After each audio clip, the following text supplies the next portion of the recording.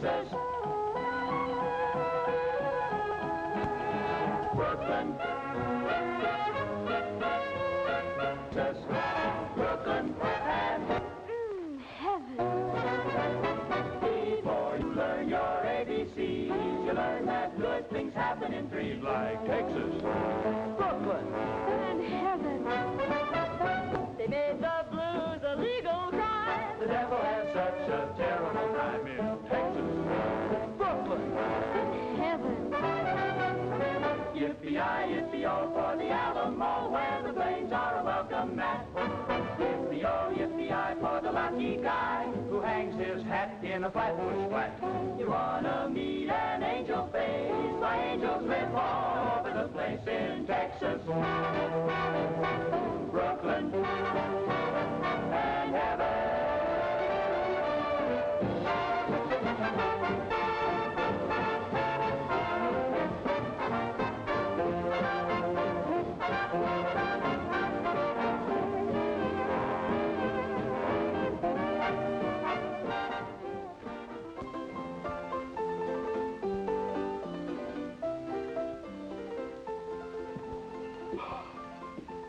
What'll you have?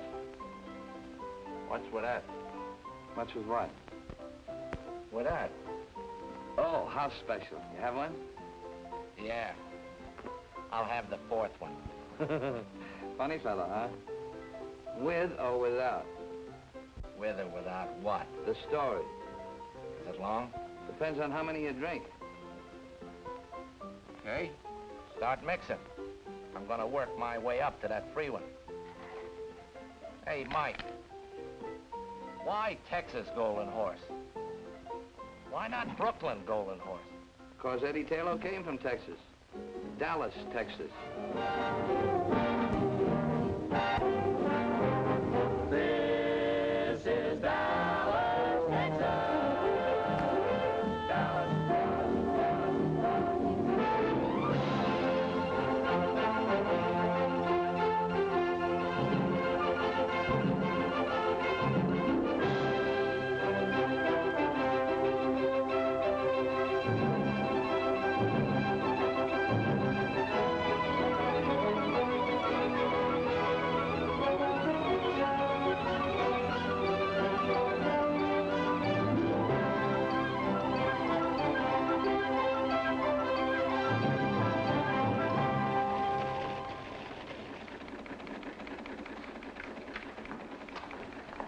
Boy.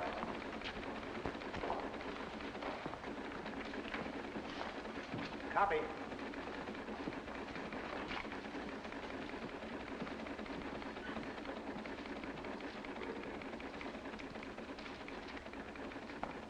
Say, copy. Got anything for me? Nope. You don't expect to get anything for that place. Not on the Dallas News, do you, Eddie? That's good. I'm kind of busy here anyhow. Who are you kidding? Copy! I'll see you.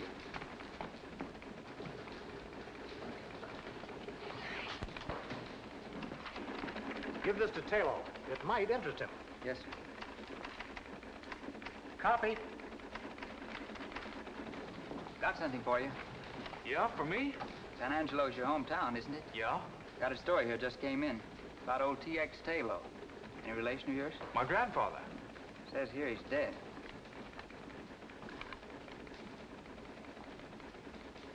He was a very old man. Left you an inheritance, huh? Yeah. His own private money belt and a couple of 1875 Colt revolvers. Well, he remembered me. I'd forgotten him. Seems he didn't believe in banks, so he left me $6,000 in cash in his money belt. Copy. I'll see you.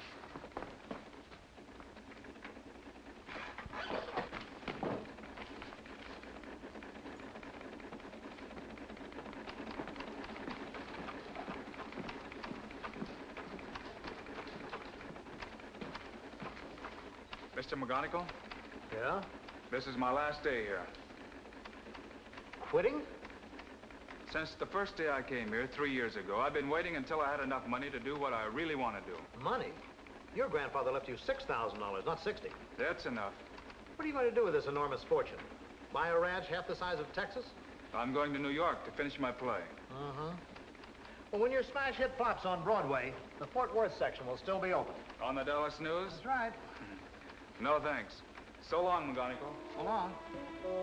Well, good luck.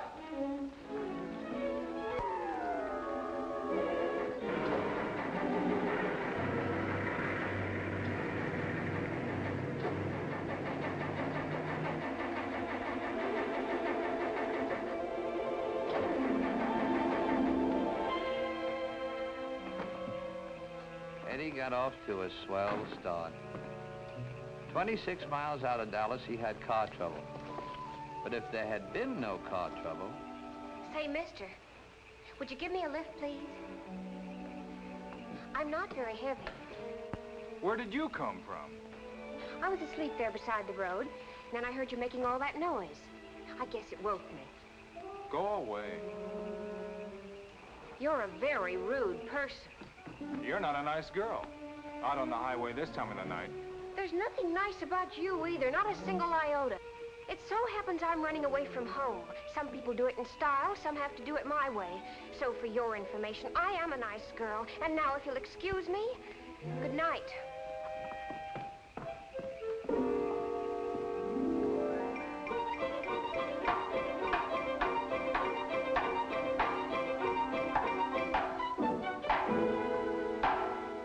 I can't sleep with all that racket you're making.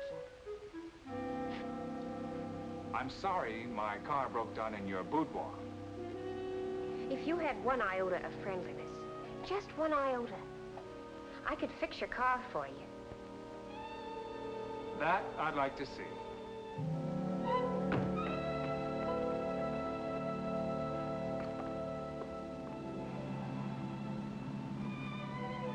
Thanks for fixing my car. You've already said that 4 times. I'm only trying to make conversation. Please don't exert yourself. I'm sure it must be very exhausting for you to try to be nice. I'm a fellow who's always been alone. Even when I work with others, I'm still alone. I'm not used to helping or being helped.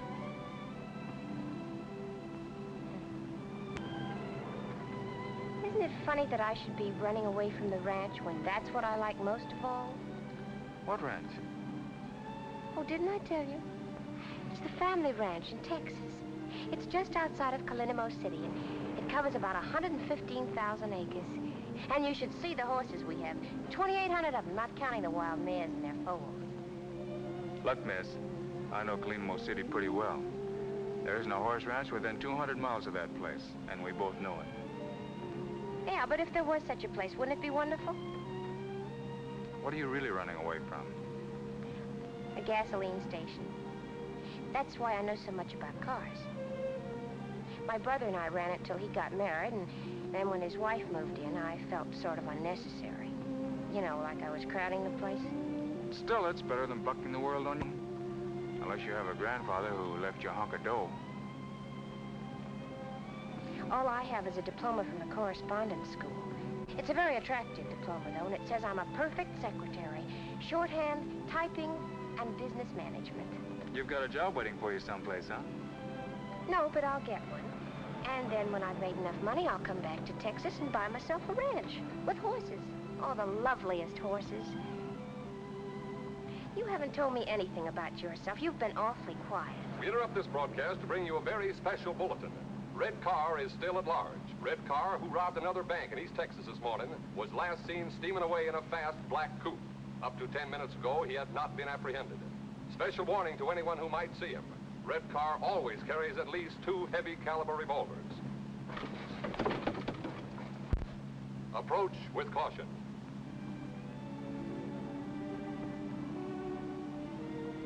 What kind of work do you do? Oh, I'm going to New York to write a play. You still haven't told me your name, or would you rather not? Taylor. Eddie Taylor. How do you spell the Taylor? T-A-Y-L-O-E. My name is Peruna Dunklin. I spell the Dunklin D-U-N-K.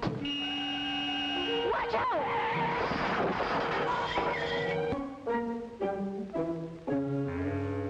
Put those guns down. They might go off.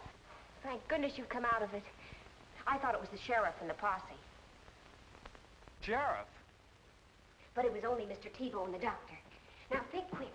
They'll be in here in a minute. We'll use the name you gave me last night, Eddie Taylor. That's what I've already told them your name is. Are you listening to me? I'm listening. My name is Eddie Taylor. Good. And I'm your sister, Perry. My sister? It makes it look better. Red Car wouldn't be riding around with his sister. What's Red Car got to do with this? Who are you? Eddie Taylor. That's fine. And don't worry about your money belt. I put it under the couch after Mr. Tebow helped me get you into bed last night. I'm getting out of here right now. What happened to my shoulder? You're lucky you're alive. I don't know. And who's this Mr. Tebow? This is his house.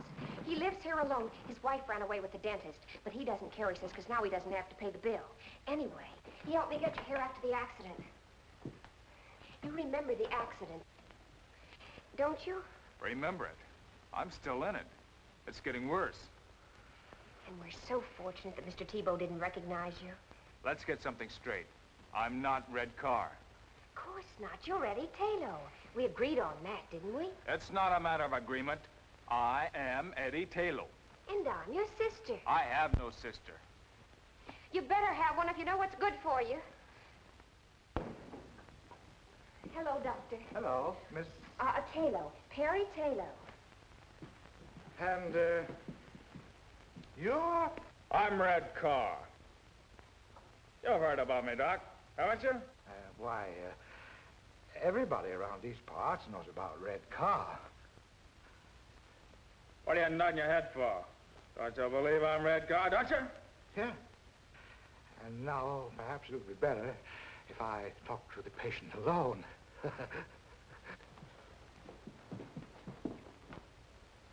It's his left shoulder, Doctor.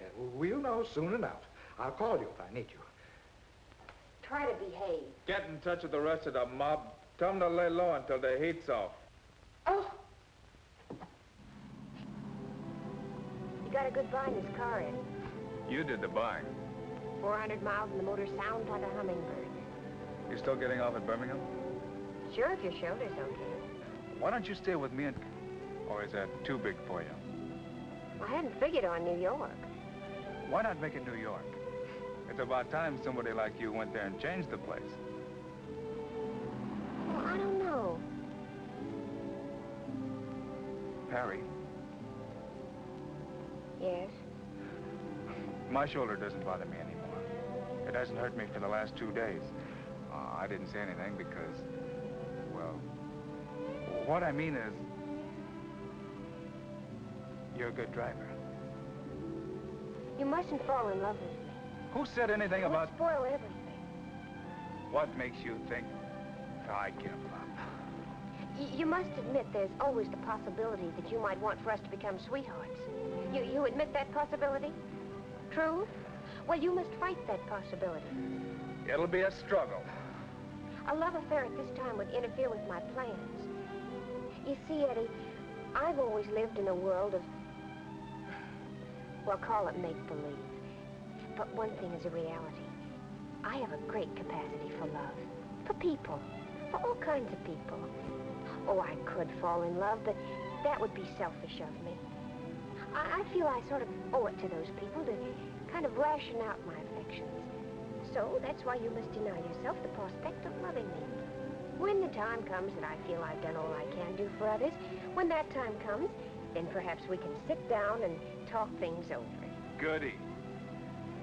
I don't care whether you're laughing at me or not. That's the way I feel about everything, and this is the first time I've had an opportunity to do anything about it. So please, be strong, show character, and don't fall in love with me. Perry. Yes? Do me a favor. Good. Shut up.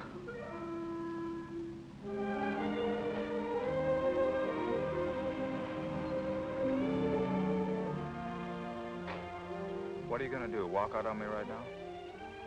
You said your shoulder's okay? Well, I'm a little tired. You drive for a while. After all, it's a long way to New York.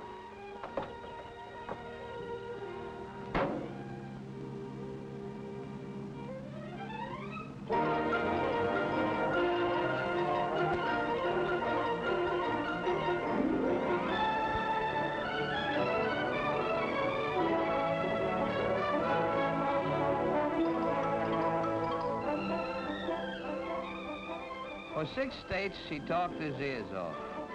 Of course, Perry knew he wasn't Red Carr. But she kept up a rack just for the fun of watching him blow his top. And all the time, he didn't know that she was giving him the needle. It's funny how some gals know just when to use reversed English.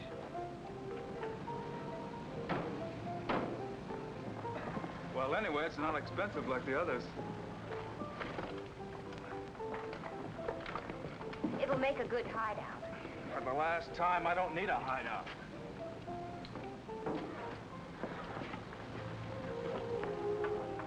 Well, goodbye. I hope you finish your play pretty soon. Thanks for everything. What's your rush? Let's have breakfast first and talk things over.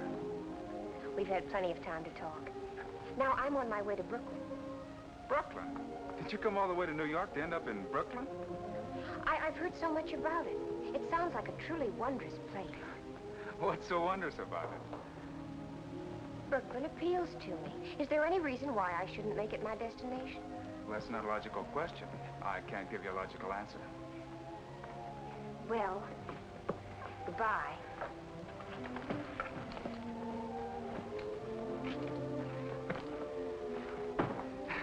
I hate to see you rush off like that. Eddie, you're being romantic. I give up. In plain and simple language, goodbye.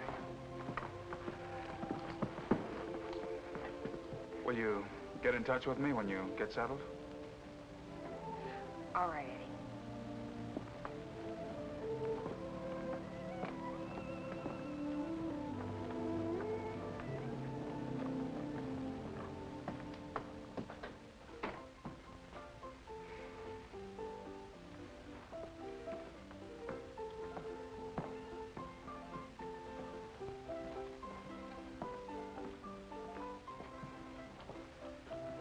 Let me have a room and bath, please.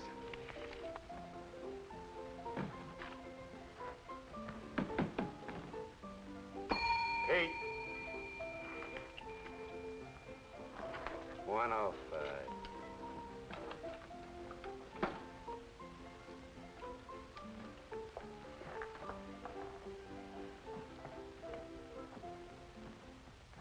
I'm not a bellhop, you understand? I'm a kind of a general all-around everything. A bellhop would starve to death in a flea bag like this. Present company excluded, the customers here are anti-tipping. That's why I gotta be illegal to make a living. Like I take small bets from the horse playing set. I got a regular clientele. You can become a member. Where's the phone? No phone.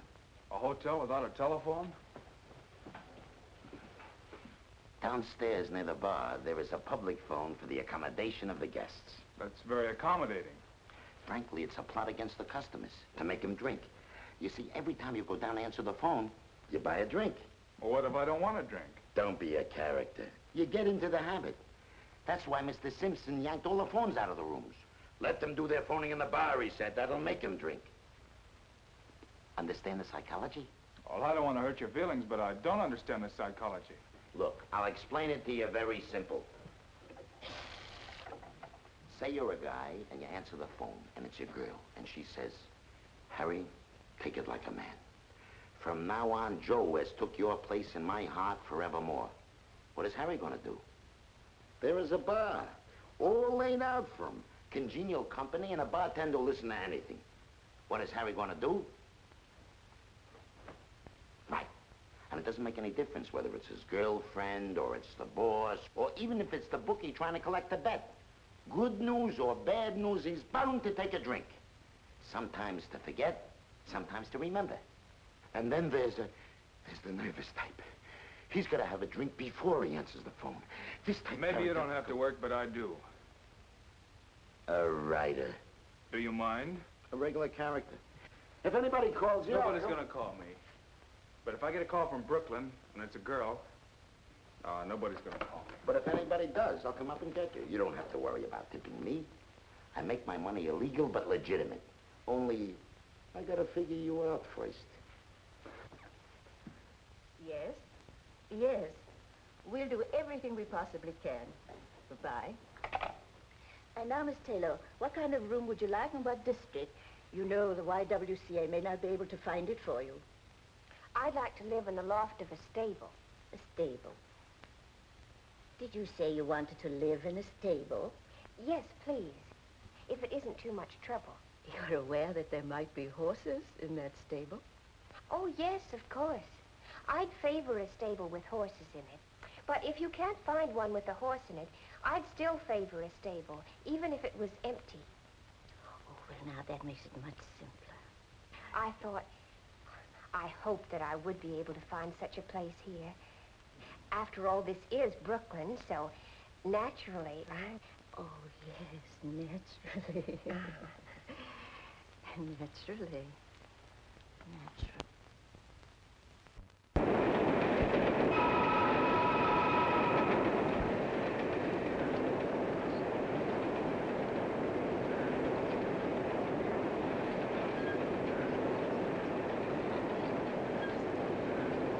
Here, Charles, share this with me. Thank you. Delighted, my dear, delighted.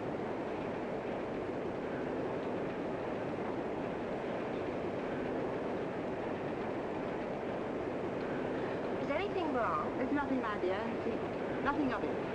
It's an allergy that I've developed ever since coming up north. I don't know what it is, and I've been to dozens and dozens of doctors.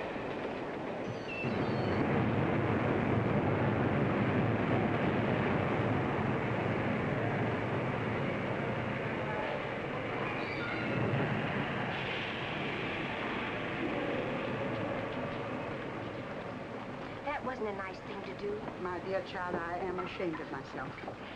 You'd never think I used to be able to empty a purse with a hand as light as a goose feather. You could have asked. I ask no one. And anyway, with my police record, I shouldn't even be seen on the streets. By the way, honey, before you call the coppers, would you treat me to a meal and a mere gesture? And I promised not to run away. I couldn't,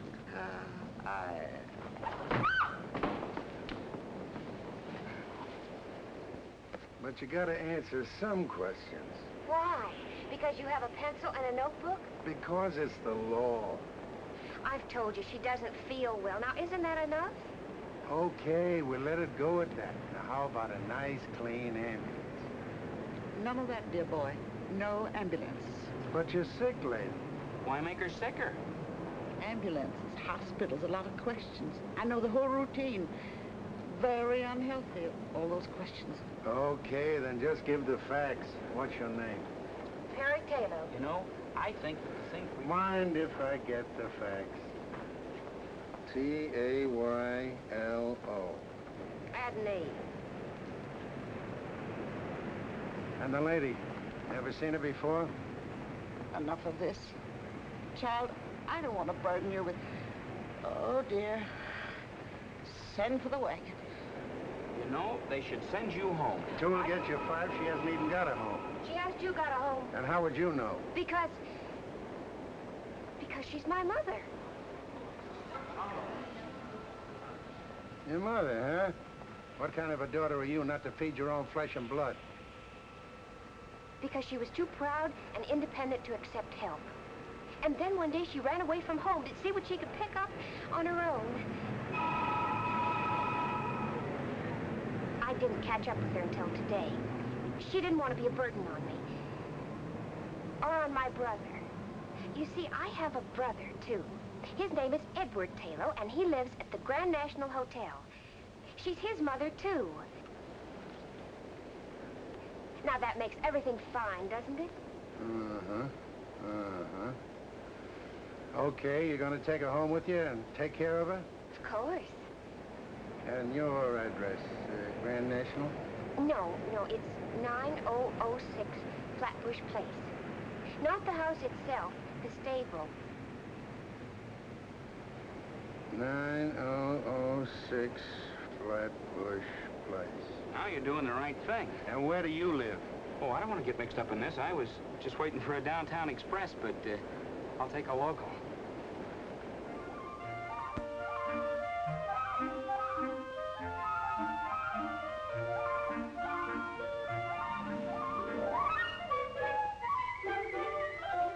Will one of you sweet girls, please say something. My daughter and I have answered all of your questions. How much longer do we have to stand here? Maybe they don't want us to rent the stable longer. We do. You appear to be satisfactory. You don't drink, you don't smoke, and you're not given to entertaining gentlemen callers. Very satisfactory. Then we can have it? Yes, we'll show it to you.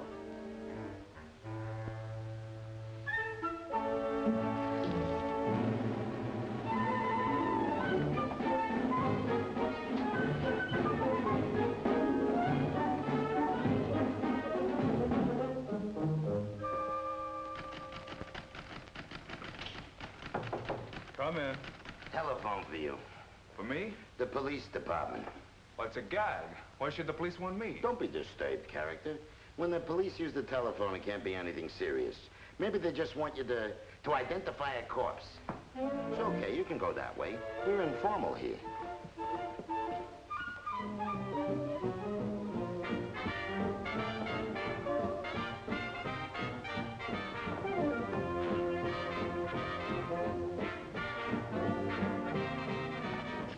Hello?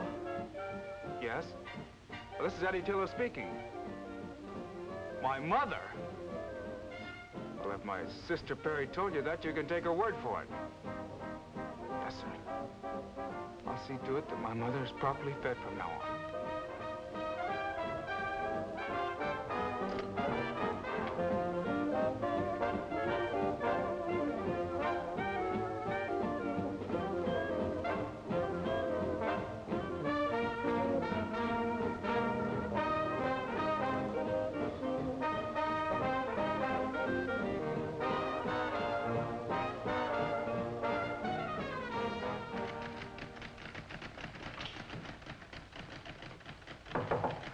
Another telephone call. Your sister.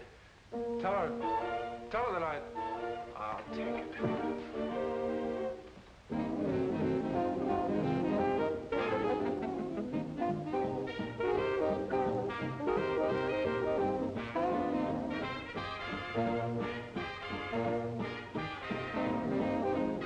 Hello. Now, look, Perry, Yes, the police called me. No, they didn't fingerprint me. Listen, Perry, how can you get yourself into so much trouble in so short a time? There's been no trouble, not one iota. As a matter of fact, I have something good to tell you. I found a wonderful mother for you. But I don't want a mother. But Red Car needs a mother. Don't you understand the psychology? I don't care if Red Car needs a mother. I'm trying to write a play. All right, but don't get hysterical just because I was trying to help a nice lady who was hungry. So I arranged to have our mother stay with me. Go on, give me the facts. Now, if you'll promise not to get mad, I'll explain something about our mother. You see, many years ago, she had a sort of a tendency to pickpockets. Did you say that our sweet, loving mother is a notorious pickpocket with a long prison record? Will you or will you not stand by me? Of course I'll stand by you. What else am I going to do? But, Barry, please, can't you get yourself involved in something simple? Like a triple murder. Oh, Eddie, I'm terribly sorry I've been such a burden to you. And you have my solemn word that I'll never do anything to make you angry or upset you again. Okay, Perry, okay. I'm not angry with you.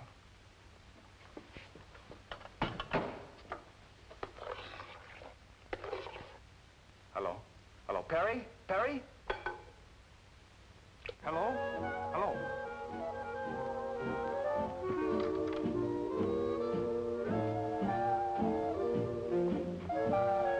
Let me have a double... Never mind.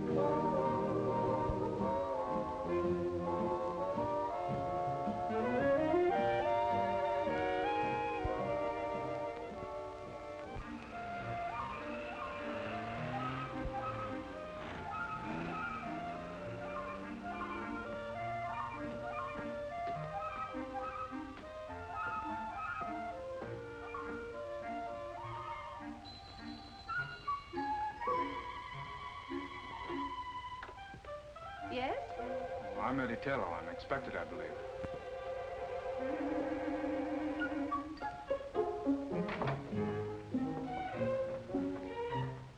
These are my sisters, Miss Pearl Cheever and Miss Opal Cheever. How do you do? He doesn't resemble his mother. He doesn't resemble his sister. No. Oh, I take after my father. Oh. We do not permit smoking here. Well, I'm sorry. We're very disagreeable. Everyone in the neighborhood says we're mean and spiteful. And utterly selfish. And we are. Yes. I'm sure you're not. We do not deny the truth. We're most unpleasant indeed. And we'd rather you didn't go around Brooklyn saying nice things about us. No. My son. My dear, dear son. It's been so long, my darling boy.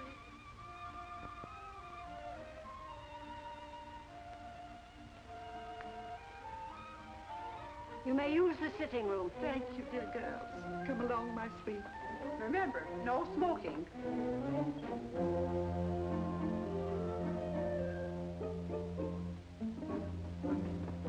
Excuse us, please, dear girls. You could have called me Mother. But I wanted to call you a lot of things. But that triple threat out there stopped me cold. I called you about Perry. Well, it's about time. If I'd known this address, I would have been here 3 weeks ago. Well, Perry didn't want to get in touch with you until she had a job. Now she's got a job. Why didn't she call me? Well, it's a strange kind of a job she's got, my boy. If this job is something you got her, if you're getting her mixed up in something crooked, Just look who's talking.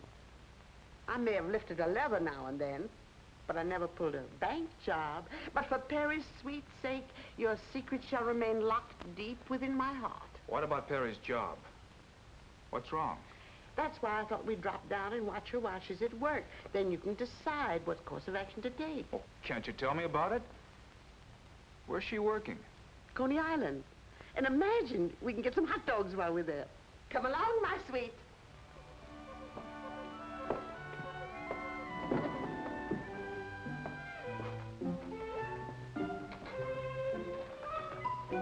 What time will you be back, Mrs. Taylor? Oh, in an hour or 2 or 3. And thanks for a most unpleasant time. You must come again, Mr. Taylor. Oh, I will. Anytime I want to get depressed.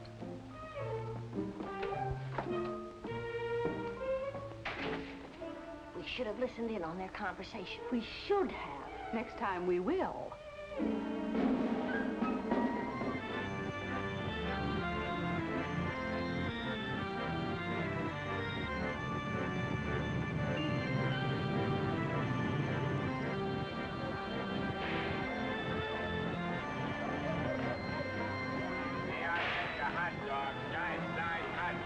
Coney Island special, 12 inches from head to toe. I'll have one.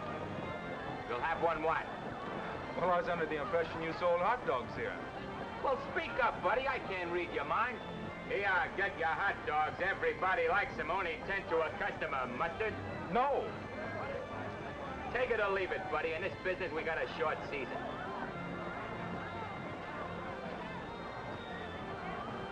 Excuse me, sir. I didn't mean to offend you. Oh, the Park Avenue type. Here, get your Coney Island hot dogs. Sweetheart, everybody eats them. Everybody likes them. But I told you I didn't want another hot dog. Well, don't eat it. I'm just trying to keep both your hands occupied. Here, hold this for me a minute. Excuse me. Excuse me. Excuse me. I know that little guy. He didn't recognize me, but I spotted him right away. He's called Doc because he looks like a nerve specialist. One of the smoothest operators in the profession. Your profession? Uh-huh. By the way, you better look and see if you still got your wallet.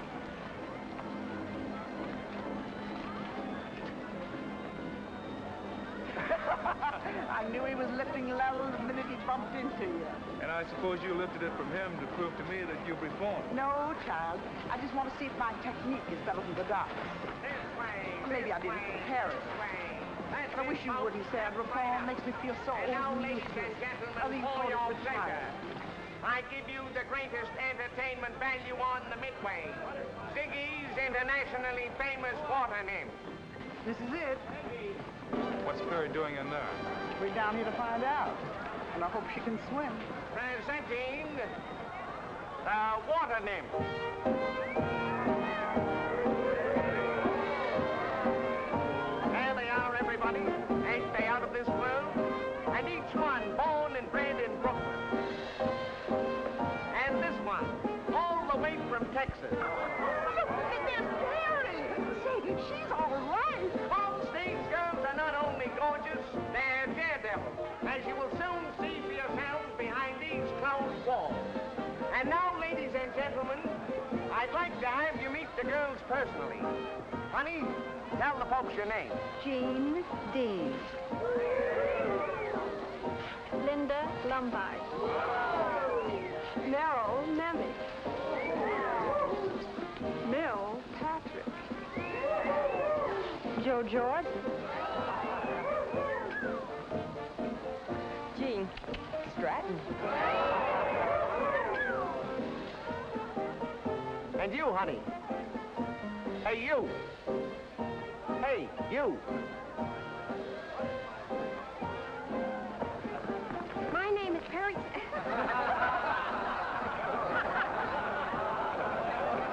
My name is Perry Taylor.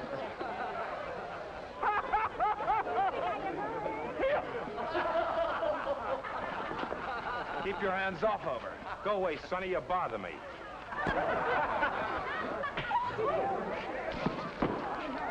Right down this way, folks. Come on down, right down this way. The biggest show on the Midway. Come on down, folks. The biggest show on the Midway. The show is going on now. Right this way, folks. The biggest show on the Midway. See the fire eater, folks. Come on down, right down this way, folks. Come on down this way. Jeeva Jumbo's a beautiful Siamese temple dancer. Tickets right this way, folks. Go right in. Right over this way, folks. Get your tickets.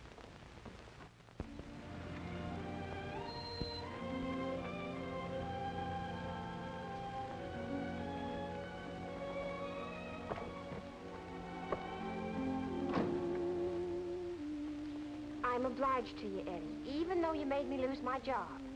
I'm obliged to you because I know you meant well. But in the future, please let me pick my own jobs and you stick to your playwriting. Oh, what's the use? I give up. Here. Call it a loan or whatever you want. You'll need it until you get another job. Well, thank you, but I'm not looking for charity. Good night.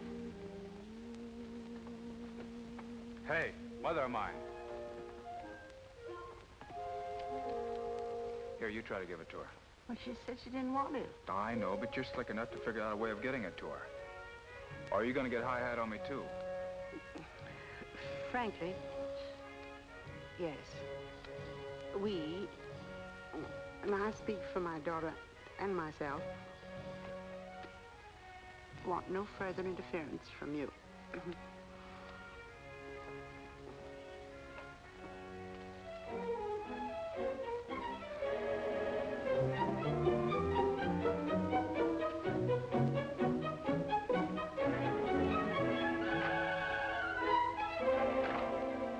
I told you, Mr. Arco never does musicals. Junior, how many times do I have to tell you to keep that phone off the hook when I'm trying to eat? Eating? Yeah, I was having a little snack in there, but I've got a very sensitive stomach, and I can't eat a thing with the phones So ringing. you mean to tell me that you've been eating all the time I've been waiting? Junior, Yeah? who is this man? He wrote a play. I returned it to him, but he insisted on a personal interview with you. I told him you'd be tied up for at least an hour. And all that time you were only eating? Well, why not? I didn't bother you when you were working on your play, did I? Why do you feel that you should bother me when I'm trying to eat? Oh, stop that. This is no beauty parlor. Now, do you mind if I return to my chicken sandwich on white toast with no dressing? Wait a minute. Before you go, I would like to know something. In fact, I've reached the point where I must know. You see, everybody on Broadway has turned down my play. Now that I've exhausted the field, I've got to know. Should I try to write another play? I never read your play. You know, well, how could you turn it down? Because Junior didn't like it. Junior didn't like it. How could you let a A thing like that passed judgment on my play. Now, wait a minute, son. Take it easy. Junior has an uncanny eye for anything that looks like a potential hit play. Why, he could get 1,000,000 jobs tomorrow any place on Broadway. But he's my son, and I won't let him go. Junior, tell the gentleman if he has any talent. I don't care what he thinks. Well, you asked me a question. Junior will have to answer you. I can't. All right, I'll take his opinion. So Eddie asked Junior. But even Junior didn't like it. Nobody liked it. Eddie was a bust. When I met up with him, Eddie had fire coming out of his eyes and smoke coming out of his ears. Hold it, Mike. You better hitch up that third horse.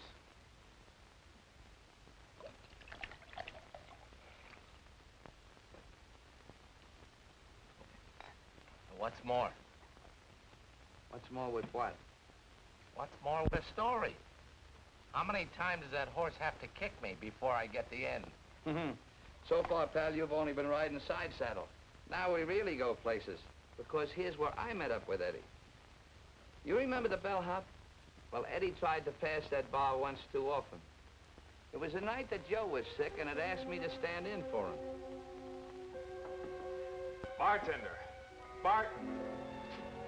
Good evening. Sorry to keep you waiting. I was just getting ready to close up. Okay, what do you have? Poison. What kind of a chaser? Don't be a comedian. Give me a bourbon and water. Bourbon and water.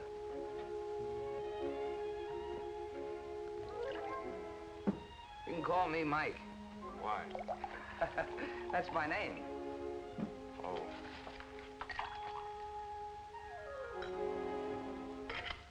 I want a bourbon. Yeah, I know. But I want you to try one of these. It's a little concoction of my own. Look, I ordered a straight bourbon. Yeah, I know. But just try one of these.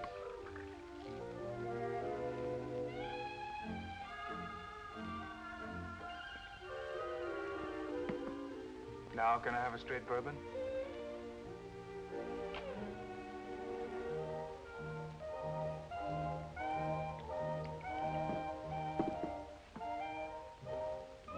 Good, huh? What do they call this drink? Golden Horse. Okay, Mike. Let me have another golden horse.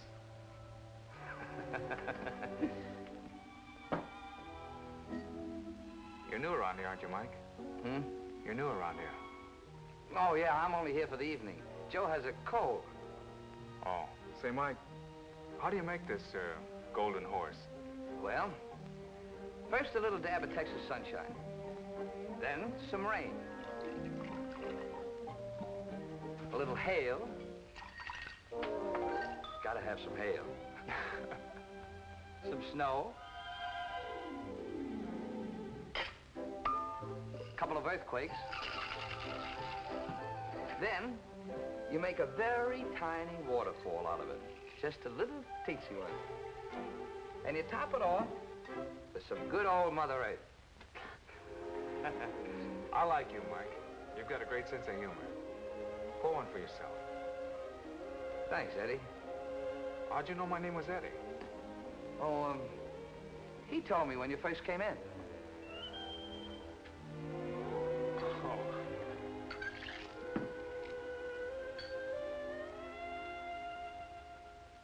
Eddie really tied one on that night.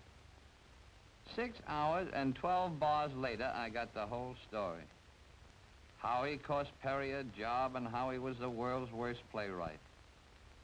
Along with it, I got the idea that there might be something I could do for these kids. The smart thing first. Got Eddie sobered up the easy way. Flat on his back in Prospect Park.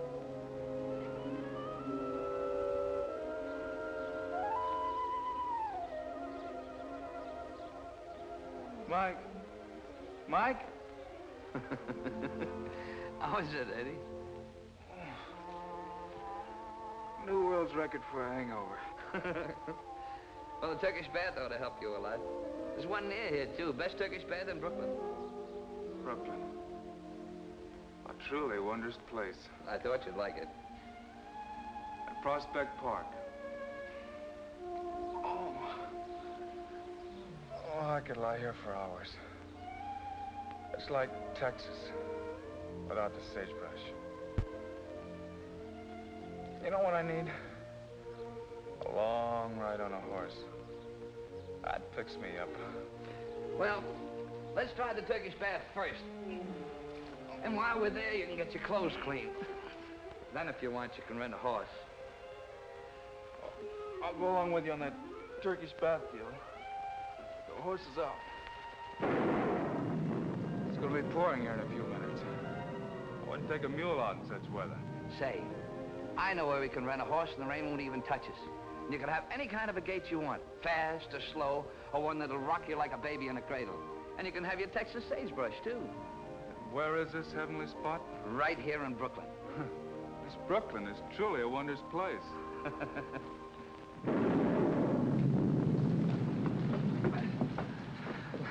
The Turkish bath was one thing, but this I don't believe. Here I get to ride a horse through sagebrush? Come on, Eddie. So I took him to Mr. Gaboulian's riding academy. It was strictly out of this world, and that included Mr. Gaboulian. He was a whacked-up guy, a fugitive from Ripley. Wow. What is it, a zoo? Mike, you're a man of your word. It's all here. But I'm wondering if I am. Well, it was a place a man could go when he got fed up working 9 to 5. For 2 bits at Mr. Gaboulian's, he could live dangerous, sail the 7 seas, and track down wild game. Yeah, the academy was something. And it was just what the doctor ordered for the kid. Soon as Eddie got 1 foot inside the place, I could see his troubles begin to peel off. I give you a choice of any horse in the place. Use that one.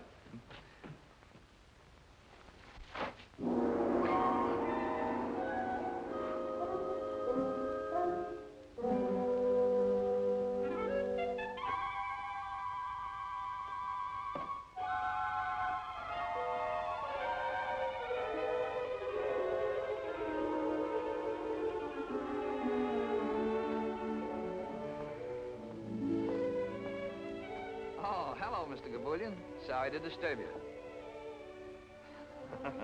Meet my friend Eddie.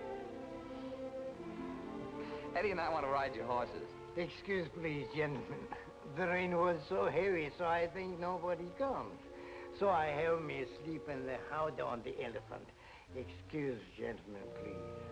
Please. What's he doing up there? Huh?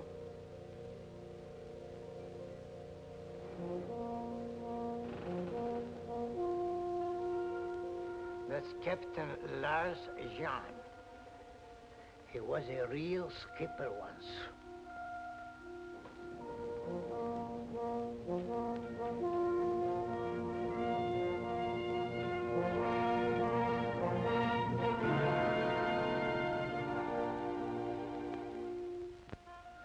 That boat teaches you not to become seasick, huh? I guess so.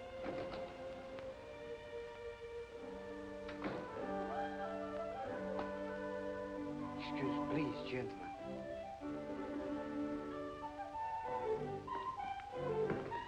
Boy, I've seen some gems in my life. This is really a beaut. Good afternoon, Mr. McWhirter. Good day to you. It's a miserable day out. Oh, sure. It's good that you are here.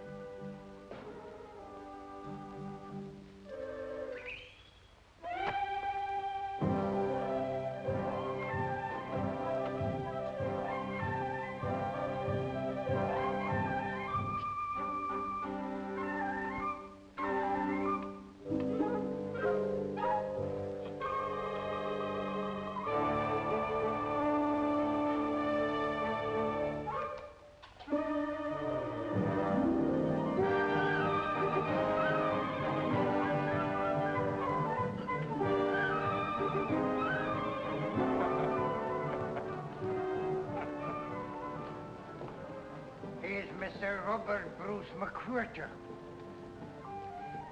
He owns a nice bird store on Fulton Street. So every day he rides the camel.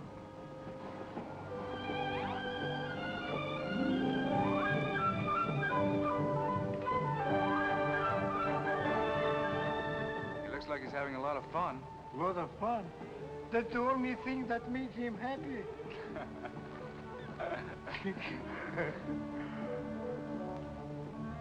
Now, this is to start. When you like it fast, move forward. Boy, Perry would really love this. She'd go crazy for this machinery. Hey, Mike, look at me. I'm right across West Texas. Come on. Go ahead. Oh, you're good.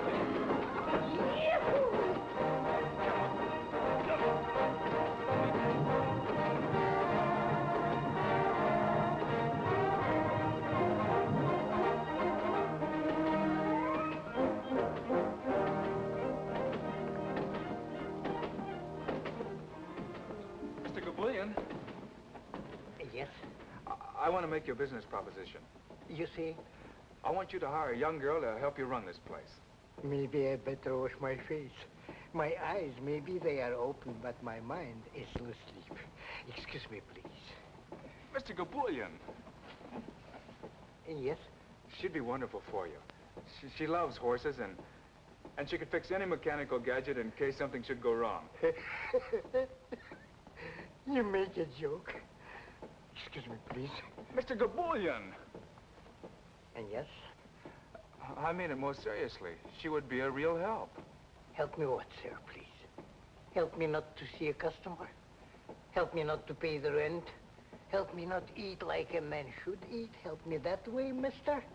No, it's not right. You shouldn't make fun of me. Excuse me, I go back to sleep. Mr. Gabulian. Yes. I know you can't afford it. So I'll give you her salary every week, and then you can pay her. Or in other words, she'll be getting the job on her own. Understand?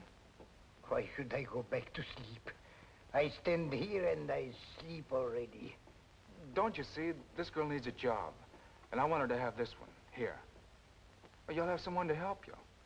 And it'll cost you nothing. It will cost me nothing? Absolutely nothing. I'll even pay for the ad in the paper. Wanted. Young girl from Texas. Must know and love all kinds of horses. Must be honor graduate of correspondence course. Now remember, the only one you hire is Perry Taylor. Perry Taylor? I'll write it all out for you later. What have you got to lose? Just think, Mr. Gabulian, you can sleep as much as you want. I think it over. What is there to think about? Nothing. Only it makes it sound like better business. So I think it over for a minute, please. Then I give you my answer, which will be yes. Swell. Now, we each put in a nickel to begin with.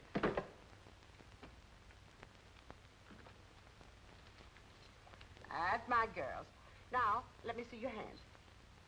Now, you remember you all promised Perry you'd learn to play games. You know how anxious she is to liven up the place.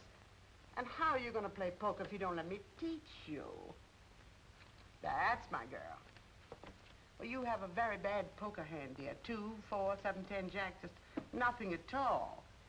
But if I were you, I'd hold on to this jack, because that's your highest card, see? And ask for 4 more cards. I'll gladly give them to you. Nice, fresh, new ones. Now, no, you hold on to that, dear. Now, Ruby, let me see what you have. Why, that's wonderful. You've got a pair of 4s. Now, if I get a pair of 2s or 3s, you'll beat me, you see. You see how simple it is to play poker? Now, dear, let's see what you have.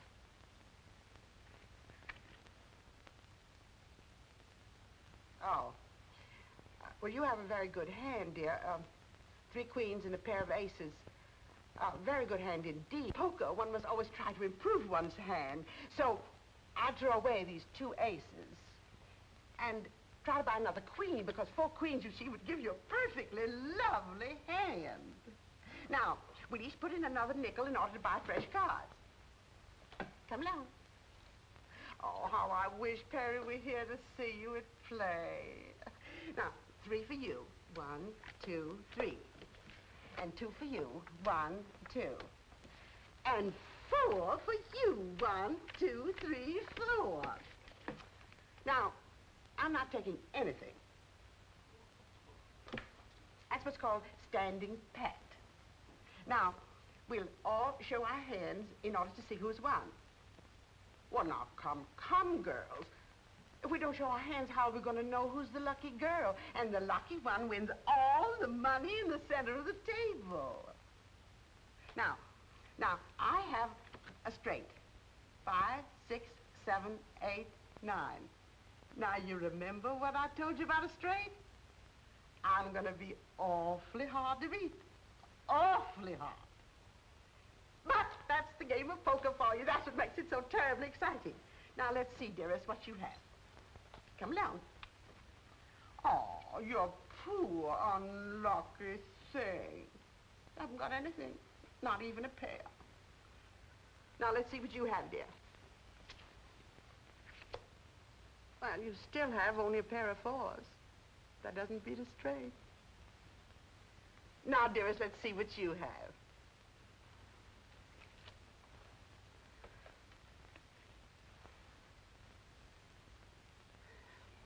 Four queens. 4 of a kind beats a straight. That's what you taught us. I sure enough taught you that. I sure enough did. Well, we'll have to try another time. I've got a job, a new job, a wonderful job, a most heavenly job. Oh, good news is always good news. I'm so happy for you, darling. It's just what I've always wanted. Horses and a camel and an elephant and a lot of other things. I didn't know the circus was in town. It isn't. We always know when it comes. We always get free passes from our grocer, Mr. Brickle. No. It's a riding academy. And all the animals are mechanical. But they're so lifelike they're practically real. And I'm to be executive manager. Isn't that too good to be true? Oh, no. But I've got to have a riding habit. I wouldn't look as if I were running the place unless I did. You know, I've noticed that our dear, dear Chiva sisters are very handy with the sewing machine. We've never made a riding habit. Only Mother Hubbard's. And slip covers. Yes, but under my supervision, dear girls, you'll make a riding habit, a more than suitable riding habit. But first, let's return all the losings to the losers. You were the only loser. Well, I guess I'll have to teach you how to play gin rummy. There were about 50 other girls for the job, but I got it. All in all, those 3 ghouls downstairs clipped me for $8.40. I tried blackjack, casino, double solitaire. I even invented a game and called it Chuck Full of Luck. But that's a commodity on which the Chiva sisters seem to have a monopoly. But it's worth it. Do you notice how congenial they've become? I knew it would work, and I'm so grateful to you. After all, it's your money, child. If you don't mind spending it, trying to warm up those 3 ice cubes in petticoats. Turn around. Not that I think they ever will warm up. Oh, yes, they will. I've already convinced them to come to the academy one of these days and try a ride on the animals. I don't get it. This concern you have for other folks. I don't get it at all. I've met a lot of people in my day, both inside of prisons and outside. But somebody like you, what do you expect to get out of it? Oh, if I can make people happy, it makes me feel good, that's all. Well, what about making yourself happy? But I am. Very. I'll let you in on a little secret. You're not. And I'm referring to that certain party named Eddie Taylor. You know, I was in love with my probation officer once. I had such a crush on him, it gave me a thrill just to report to his office. But of course, I had to curb any display of affection because, after all, he was my probation officer. But you and this Eddie. How do I look? Don't ask me, ask Eddie Taylor. Dear child, you interfered in my life, so I feel I have a right to interfere in yours. You did something that state prisons, penitentiaries, small jails, and 8 parole boards couldn't do. You made an honest woman of me. Of course, there's enough larceny left in me to keep me attractive. But I want to do something for you. May I, sweet? I know what you're going to say. Well, then why don't you do it? I can't.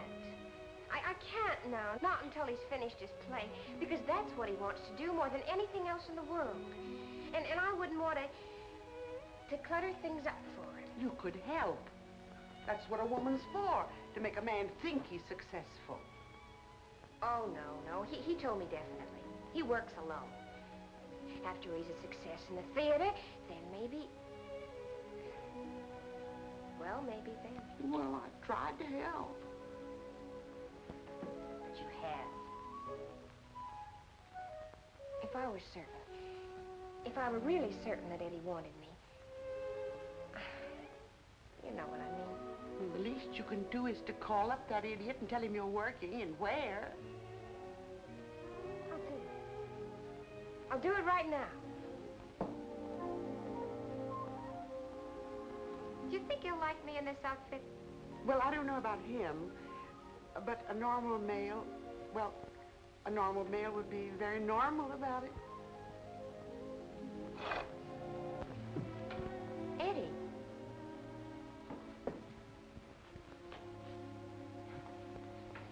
I took the liberty of coming here. You don't have to apologize for visiting me. I'm not apologizing. I came to say goodbye. Goodbye? You mean like farewell? I've been wanting to say farewell to everyone. To you, to Mike, except Mike isn't around. So, farewell, Barry. Farewell, Eddie.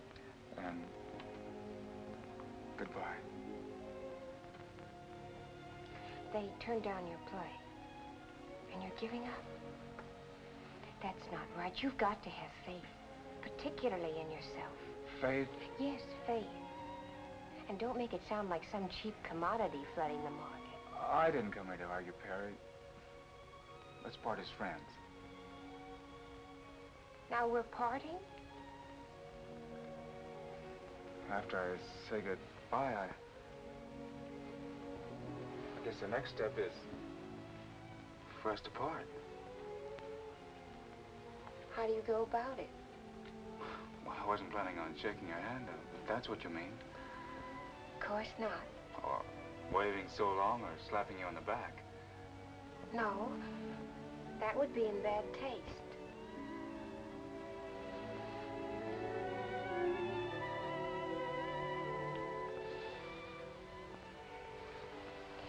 You may fall in love with me now. Thanks. Mr. Gabulian. Yes? I have figured out just how this business should be run. You see? I've made a graph according to seasonal changes. Excuse, please, I go back to sleep. And Mr. Gabulian. Yes? I have made a very detailed study as to why business has been bad up till now. A study she makes. It's easy like pie. When nobody comes in and uses the machine, then business is bad. So far, 6 months, 3 people come in, so I know business is bad.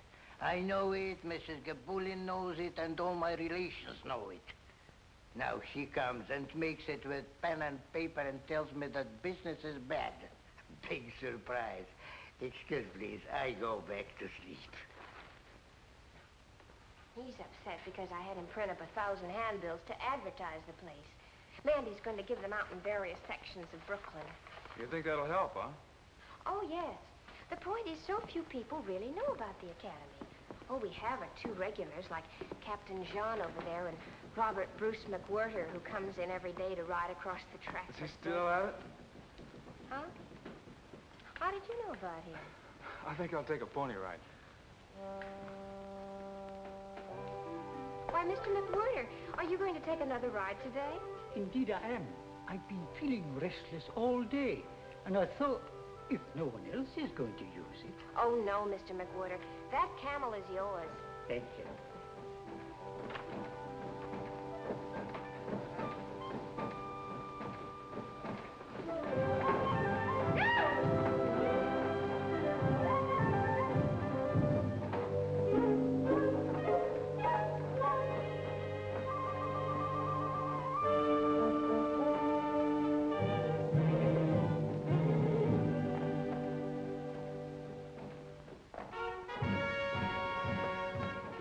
I just brought you 3 more customers. All right, girls, come in. They were a little unwilling at first, but here they are. I'm sure you'll all have a perfectly wonderful time. Why shouldn't they have? I just taught them how to shoot craps. They won close to $6 from me, and the dice were loaded.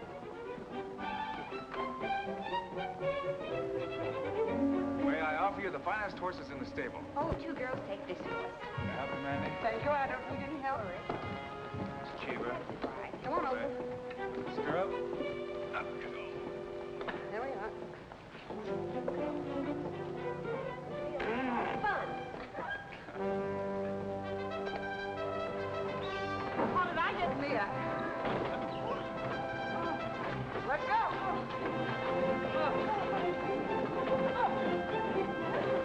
Yippee!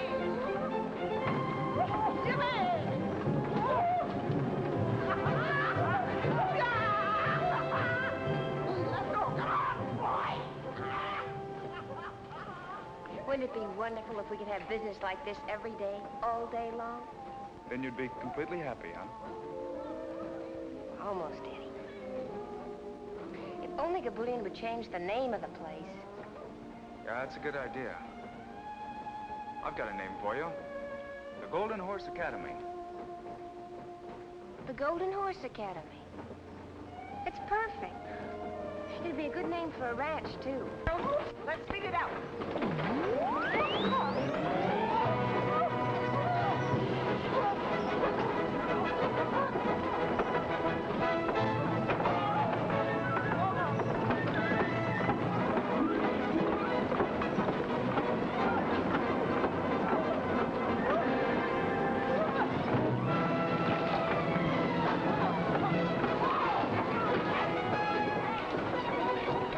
What can that be? Maybe they're using too much juice. It could be an overload.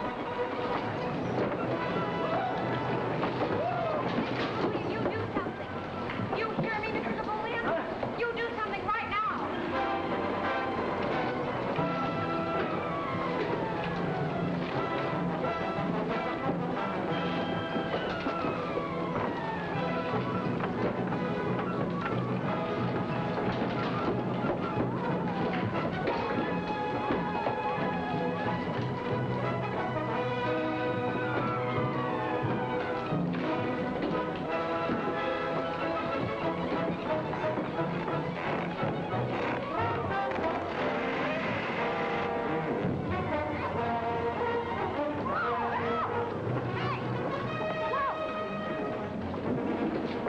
Where's the main switch?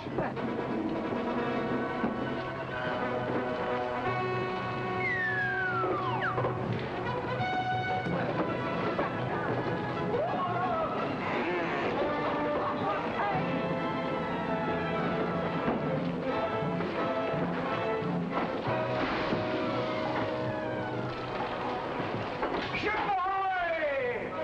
The main switch. Tell me where it is. The switch. The master! Hey! Hey! Hey! Man the lifeboats! You landlubber scum of the wharfings! Heading for Davy Jones' locker!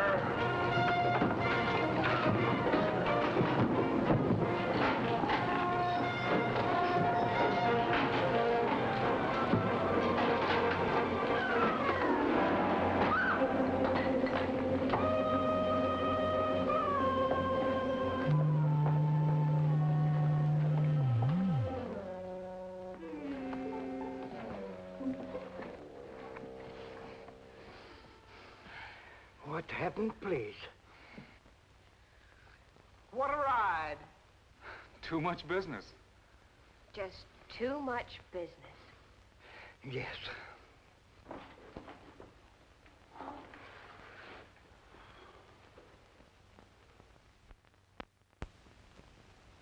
You still riding with me? Leave us have no small talk, pal. You better get that horse going again. Mm-hmm. This one you get for free. That's the one I've been waiting for. Well, by this time, Gabulian had enough and decided to sell the joint. And who do you think bought it? Eddie. And you know why? Just to keep Perry working, just to give her a job. Of course, Perry didn't know that Eddie sunk his last $800 in it. Eddie and I figured that this academy deal would clear up everything. But the place just didn't seem to catch on. Even with Perry running it and with all the faith she had in it. Christmas Eve came along, and Eddie and Perry were only 2 jumps ahead of the sheriff. Say, what do you think could be happening up there at 11 p.m.? That's Gabullion's place, isn't it? Used to be. It's been called the Golden Horse Academy the past couple of weeks. Think maybe they're having a Christmas party up there?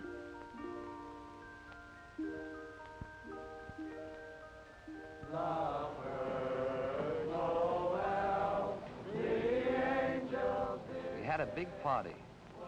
Well, it was supposed to be big. But we wound up just trying to be gay. Robert Bruce McWhirter showed up, along with a whole gang of Santa Clauses, all members of the Big Brothers of St. Nicholas, South Brooklyn branch. The old boys rode the stuffing out of the menagerie, but the cash register never rang once.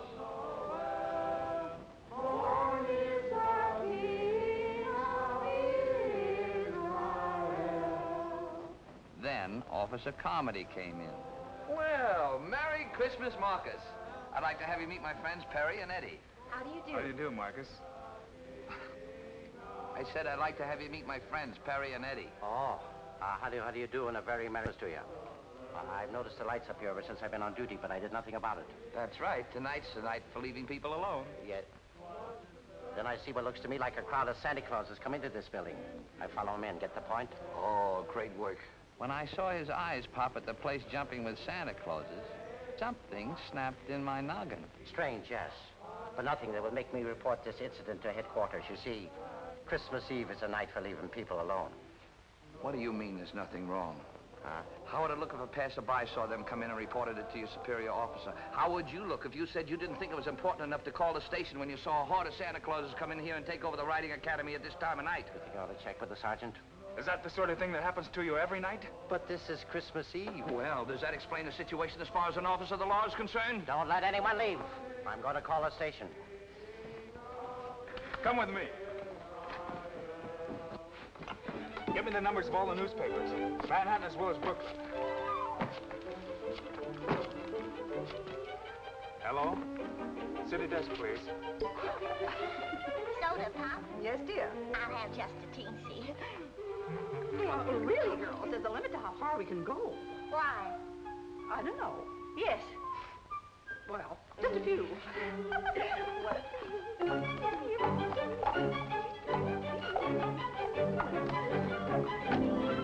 Sure you're not drunk, Comedy? All right, I'll check on it. I'll check on you at the same time. Sure there's a story in it. Sounds like a lot of human interest. I'll send a man over. Right. Well, if you won't help me, I'll call the police commissioner. I tell you, he does this every Christmas Eve, but he always gets home in time for dinner. Something must have happened to him. Here's a newspaper in the Bronx. Well, give it to me. We want complete coverage. 50 Santa Clauses? This time of the night? Have you got the address? Yes, Alice, I've already called the police. Oh, you have too? Well, what could have happened to them? We just got a tip about 100 Santa Clauses, all drunk, running wild someplace in Brooklyn. Yes, lady, I got all that. Now, how was your husband dressed? Oh, like Santa Claus, huh? Maybe he got stuck down the wrong chimney. Now, look, lady, don't take it so serious. We'll find your husband, all right. No sense of humor. Gin.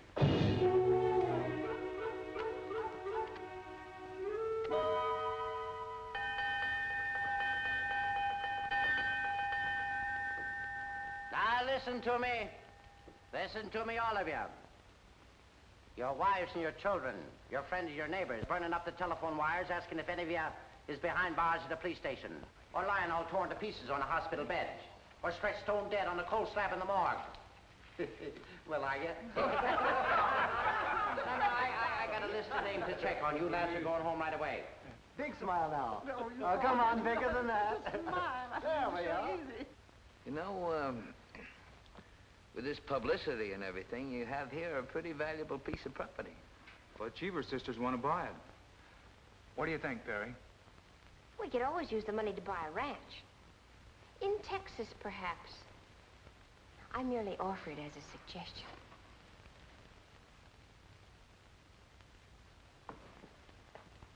We'll raise herds of golden horses, Eddie.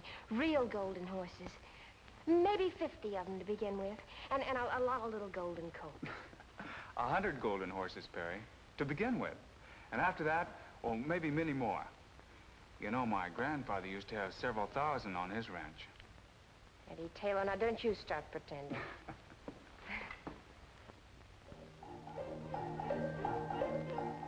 And so Eddie and Perry got their ranch, which is what they both wanted all the time. Now in Texas, babies come on golden horses. None of that stalk business in Texas, no sir. And that whole ranch was loaded with golden horses. You expect me to believe all that? How'd you like the drink? Fine. Didn't even feel them. So long, Mike. So long.